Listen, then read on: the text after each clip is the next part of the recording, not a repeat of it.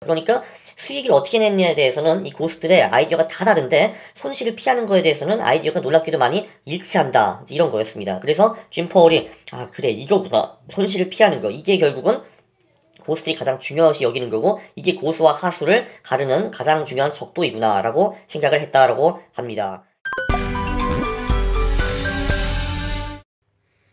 네, 안녕하십니까. 강왕국입니다. 이번 시간의 제목은 내가 100만 불 깨지면서 배운 것입니다. 네, 주식을 할 때 돈을 따는 것도 중요하지만 돈을 안 잃는 방법이 훨씬 더 중요하죠.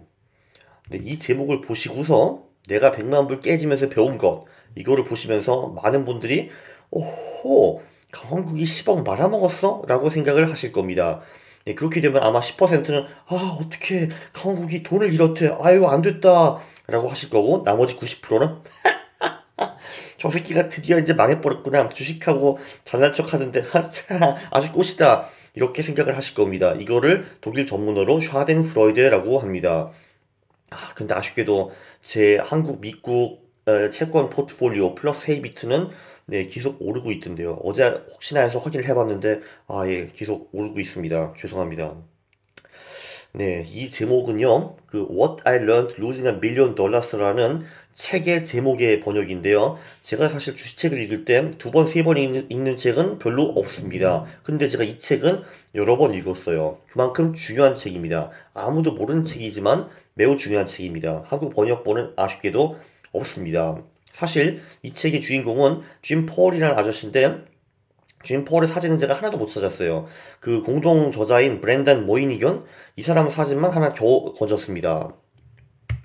자, 이 책을 제가 어떻게 알게 되었냐 하면은 그 나심 탈렙이라고 블랙 스원이라는 책으로 유명한 그 아저씨가 있지 않습니까? 요번에는 스킨 인 더 게임이라는 책을 낸 것 같은데 이 양반이 블랙 스원에서 이런 말을 썼습니다. One of rare non-charlatanic book in finance. 그러니까 금융 쪽에서 아주 드문 사기가 아닌 책이라고 했습니다. 그 샤라탄이라는 게 사기꾼이라는 뜻이거든요. 그러니까 저 같은 사람이 쓴 그런 사기책 말고 진짜 사기가 아닌 책이다. 이런 책들은 금융에 매우 드물다라고 하셨습니다. 그래서 제가 그걸 보고 괜찮네.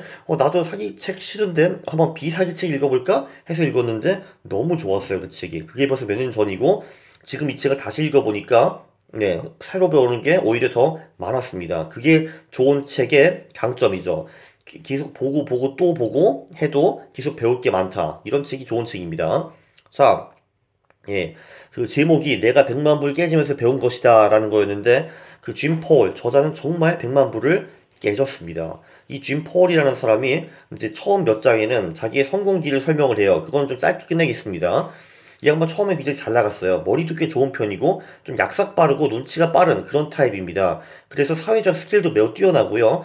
그러니까 룰도 어기면서 좀 말도 안 되게 살았는데 그래도 운 좋게 그게 다 통했습니다. 그러니까 예를 들면은 이 양반 말로는 대학에서는 얘가 수업 가기 싫어가지고 맨날 술만 처먹고 놀기만 했다는데 그렇게 같이 노는 사람들은 다 퇴학당했는데 지는 잘 졸업을 했다. 뭐 이런 것도 있고 예, 그리고 뭐 그 job을 시작할 때도 좀 말도 안 되게 그냥 버스한테 그러니까 미래 버스한테 찾아가가지고 저 좀 그 채용해 주세요. 저 잘합니다. 그런데 오히려 그 버스가 오케이 했다고 합니다. 뭐 이런 식으로 해서 좀 인생이 굉장히 잘 풀리는 그런 타입이었어요. 그래서 이 양반은 또 돈에 대한 욕심이 강했기 때문에 주식 원자재 브로커를 했습니다. 그것도 대단히 성공했어요. 왜냐면은 이 양반 사회적 스킬이 뛰어나고 세일즈 스킬이 뛰어났거든요. 그래서 yo man brother buy this stock buy this commodity yeah 해가지고 잘 됐나 봅니다. 그래서 젊은 나이에 시카고 거래소 임원도 되었다는데 이것도 되게 웃겨요.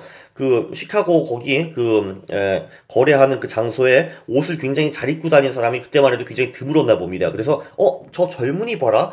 쟤 옷 되게 잘 입네. 야, 쟤 임원 시키자. 오케이 해가지고 얼떨결에 임원이 되고 막 이랬다고 하고요. 급여도 당연히 높고 잘 나갔습니다. 근데 1983년 제가 태어난 그 해에 이 양반이 대두, 서이빈 선물 거래를 하게 되었는데요. 처음에 매우 잘 먹혀가지고 막 하루에 24만 8천 불 벌고 그랬대요. 당시 24만 8천 불이면은 지금 돈으로 10억이 훨씬 넘을 겁니다. 그래서 막 yeah, I become rich, I'm a great guy, yeah 하고 있었는데 네, 그게 1983년부터 84년 1년 동안에 이분 인생이 완전 변했다고 해야죠. 이 대두거래는 폭망한 정도가 아니라 진짜 완전 대박 폭망을 해가지고요. 이 양반이 벌었던 그 본인의 자산 수십만 불은 다 날리고, 그리고 심지어 빚까지 져가지고 그 강제 매매를 당했을 때 이분의 자산이 마이너스 40만 불, 빚만 40만 불이 있었다라고 합니다. 여기서 이제 그 브로커 돈도 당연히 들어가 있을 거고 친구랑 부모님 돈도 같이 들어가 있었던 것 같아요. 그래서 정말 100만 불 이상 날렸습니다. 그래서 이 책 제목이 내가 100만 불 깨지면서 배운 것이라는 건데요. 당연히 CME 이 사진에서는 쫓겨나고, CME가 시카고 그 거래소인데요. 친구는 당연히 다 잃고, 그리고 또 엎친 데 겹쳐가지고 아버지가 또 암에 걸리셨대요. 그러니까 어머니는 이제 완전히 우울증에 걸리신 거죠. 아이고, 아들은 망한 것 같고, 우리 자기는 죽을 것 같아. 나 이거 못 참겠어. 제길 하셔가지고 자살을 하셨답니다, 어머니가. 그리고 아버지는 어머니 자살 후에 암 때문에 돌아가셨고요. 그래서 이분은 1년 동안에 모든 돈을 다 잃고 빚만 생기고 부모님도 돌아가시고, 그래서 그 너무 힘들어가지고 그 분노 질주를 했대요. 포르쉐를 가지고 분노 질주를 해가지고 에이씨 막 달렸는데 경찰이 왔다고 합니다.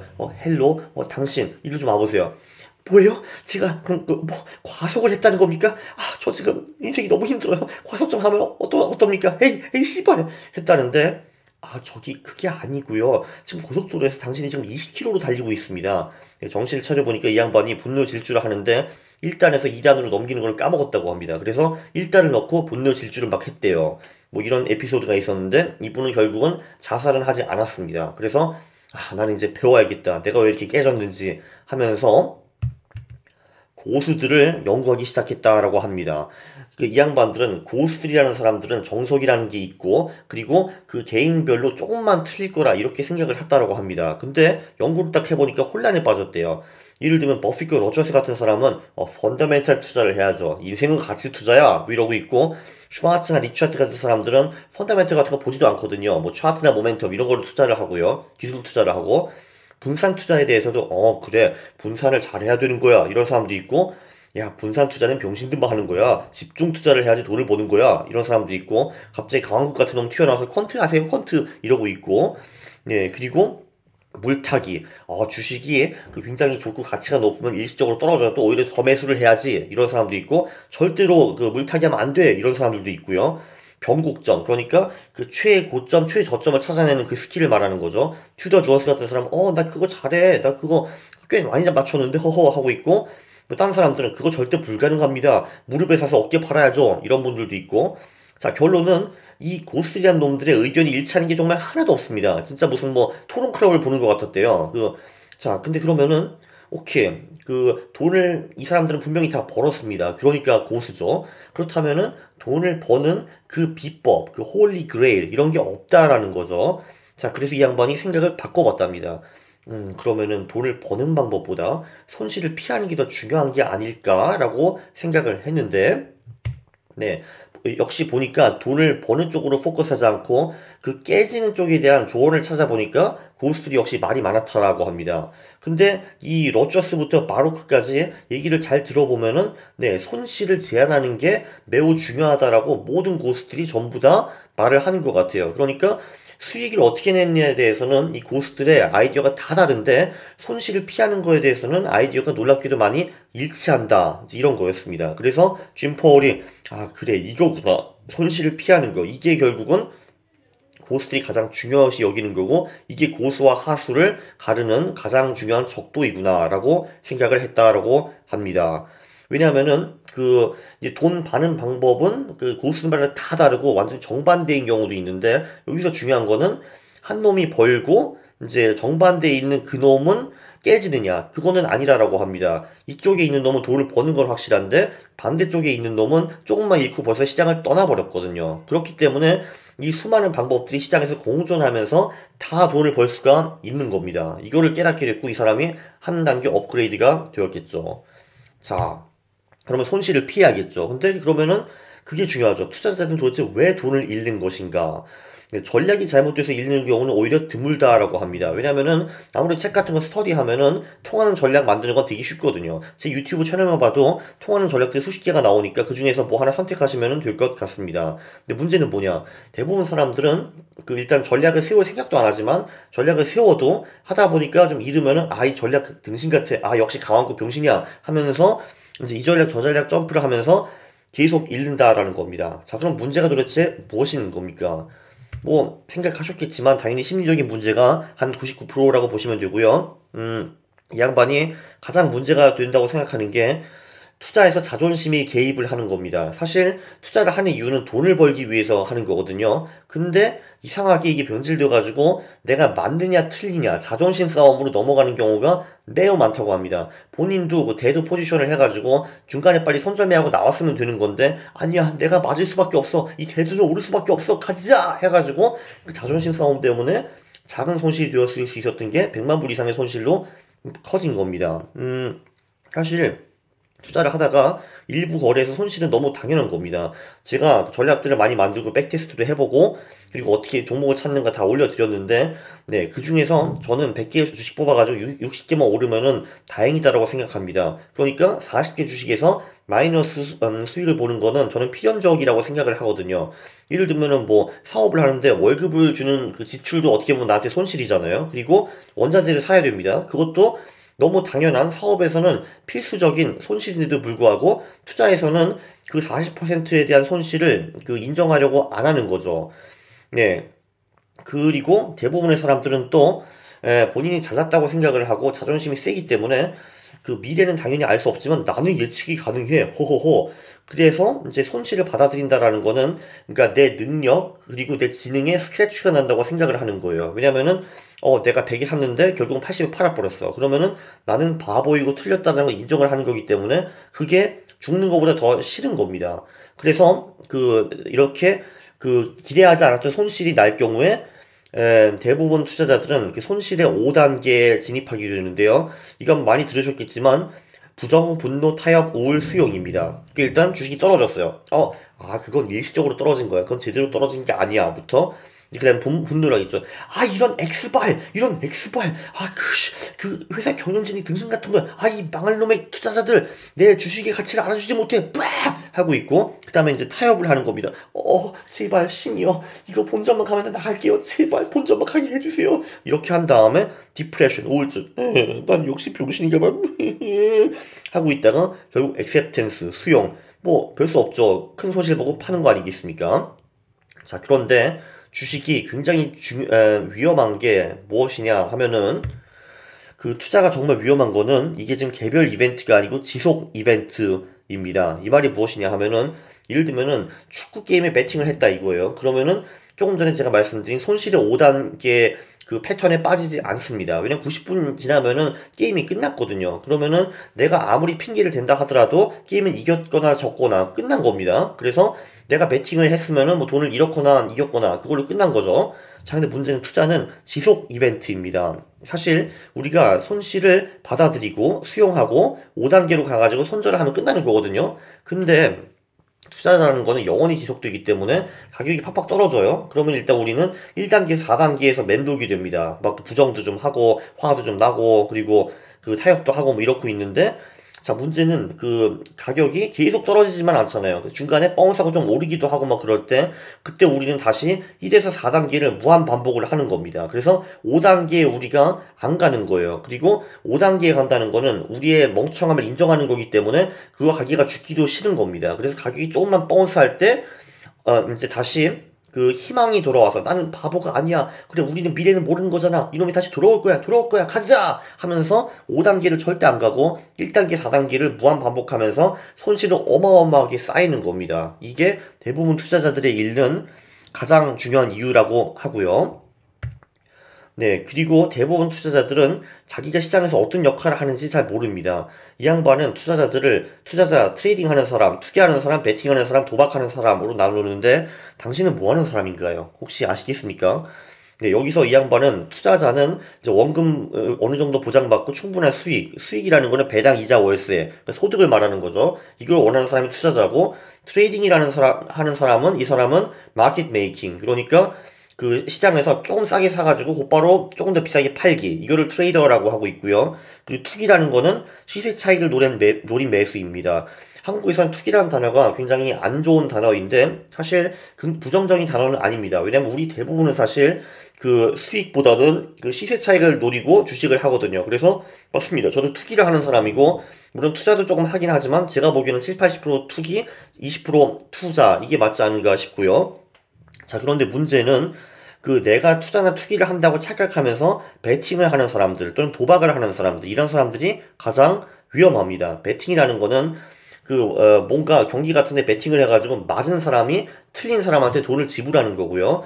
그 도박이라는 거는 게임이나 행사 결과에 돈을 거는 거고, 유흥이 주요 목적입니다. 베팅에서 가장 중요한 거는 내가 맞았나 틀렸냐. 여기는 자존심이 개입이 되게 되고, 도박은 그 돈을 버는 것보다는 그냥 재밌게 놀고 스릴을 즐기는 게 목적입니다. 근데 여기서 중요한 거는 활동 자체가 중요한 게 아니고 어떻게 개인이 접근하느냐에 달렸다. 그러니까 우리가 주식을 한다 해가지고 그게 우리를 투자자나 투기자로 만드는 것이 아닙니다. 주식시장에 접근을 해가지고 나는 이걸 사가지고 내 자존심이 여기 걸려있어, 얘가 올라야 되는 거야, 가자 하면은 나는 그냥 베팅을 하는 사람이고, 나는 주식을 사가지고 배당을 받아먹고 살아야지 한 10년 동안, 이러면 투자자가 되는 겁니다. 그리고 시세 차익을 노리고 주식을 사면은 투기자가 되는 거고요. 네, 그리고 당연히 주식으로 도박만 하는 사람들도 굉장히 많습니다. 또 반대로 포커 치는 사람들, 대부분의 포커 치는 사람들은 유흥이 주요 목적일 테니까 도박하는 사람들이 맞는 것 같고요. 근데 여기서도 투기를 하는, 그러니까 프로페셔널 갬블러들이 있습니다. 얘네들은 모든 판에 참여하지 않고 본인의 확률이 높다라고 할 때만 참여를 해가지고 돈을 꾸준히 버는 사람들이죠. 이 사람들은 도박을 한다고 볼 수는 없습니다. 포커를 치고는 있지만 그런 사람들은 투자 또는 투기를 하는 겁니다. 근데 문제는 내가 어떤 종류의 투자자인지 그걸 잘 모르는 경우가 많습니다. 가장 큰 사고가 실질적으로 베팅과 도박을 하는 사람이 이제 자기가 투기를 한다고 착각을 하는 거고, 그리고 베팅 플러스 도박, 그리고 주식시장이 또 지속 이벤트잖아요. 이 두 개를 합치면은 대형 사고가 나는 경우가 많습니다. 왜냐면은 이 사람들은 돈을 버는 것보다 내가 맞았냐 틀렸냐, 이게 더 중요하기 때문에 내가 맞음을 그걸 유지하기 위해서 이제 오기를 부려가지고 어마어마하게 큰 돈을 잃을 수가 있습니다. 이게 아주 가슴 아프죠. 그쵸? 네, 그리고 다시 1번으로 돌아가면은 이게 요거죠. 자존심의 개입인데, 세상에는 의외로 돈보다 인정을 추구하는 사람들이 굉장히 많습니다. 근데 오케이, 사회생활에서 그거를 추구하면 그렇게 나쁘지 않은데 주식시장에서는 이게 정말 죽음의 길입니다. 주식시장에서는 돈을 버는 걸 목적으로 들어가야지 자존심, 내가 맞았다, 다 필요 없습니다. 네, 여기서 또 군중 심리에 개입이 된다고 합니다. 군중은 어떤 존재인가? 개인은 미래의 불확실성을 피하기 위해서 군중의 일부가 되는 것을 좋아한다고 합니다. 왜냐하면 군중은 늘 확신에 차야 있거든요. 군중이라는 거는 개인의 의지 및 합리성이 사라지고 군중의 반향을 따르게 되면은 이 개인이 이제 군중의 일부가 되는 겁니다. 군중 심리는 이제 무적 필링이 있어요. 그러니까 내 길은 옳다, 비트코인 오를 거야, 오릅니다, 할렐루야, 이래서 여기 쉽게 전염이 될 수가 있고, 군중 심리 빠진 사람은 이제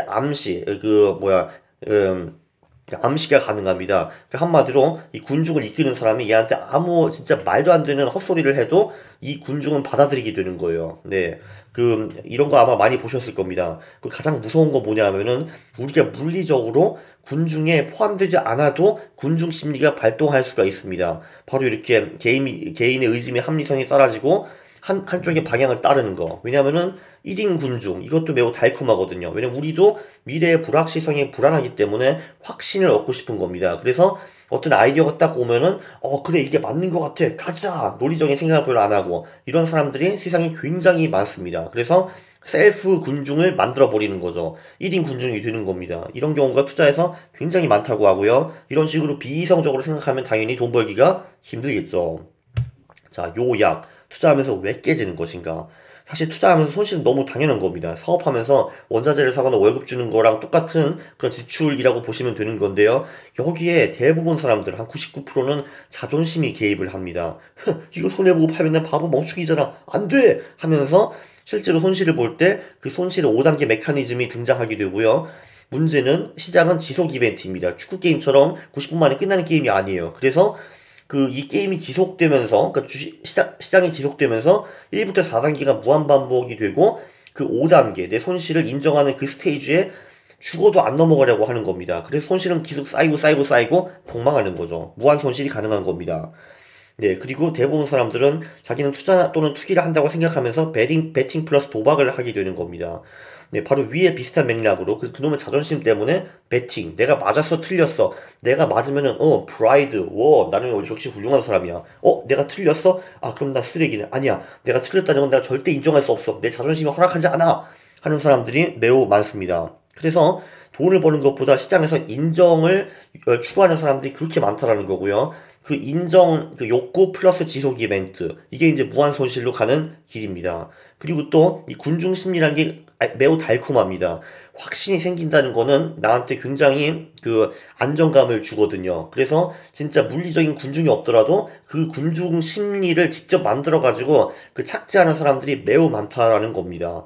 자, 여기서 모든 것의 공통 분모는 미래의 불확실성이라는 겁니다. 그 제 PT를 자세히 보시면 나오겠지만 그 1번, 2번, 3번, 4번에 미래의 불확실성이라는 말이 제가 어딘가 끼워 넣었습니다. 자, 그러면은 매우 간단합니다. 미래 불확실성을 없애면 되는 거죠. 그래서 이게 어떻게 가능한지, 한마디로 안 깨지는 방법, 해결책은 무엇인지 그거는 다음 시간에 알려드리겠습니다. 다음 시간까지 한번 직접 고민을 해보세요. 어떻게 하면은 이 루저 투자자들의 패턴 이거를 깰 수 있는지, 어떻게 미래의 불확실성을 최대한 제거할 수 있는지 방법을 혹시 아셨으면은 댓글 한번 달아주세요. 제가 평가해 드리겠습니다. 네, 감사합니다. 다음번에 굉장히 재밌겠죠? 어떻게 하면 안 잃는 것인가? 자, 가기 전에 제 채널에 들어오셨으면 구독을 하시고 알람을 누르신 다음에 제 영상을 보시면 좋아요를 눌러야 되는 겁니다. 싫어요를 누르면 제가 싫어합니다. 네, 감사합니다.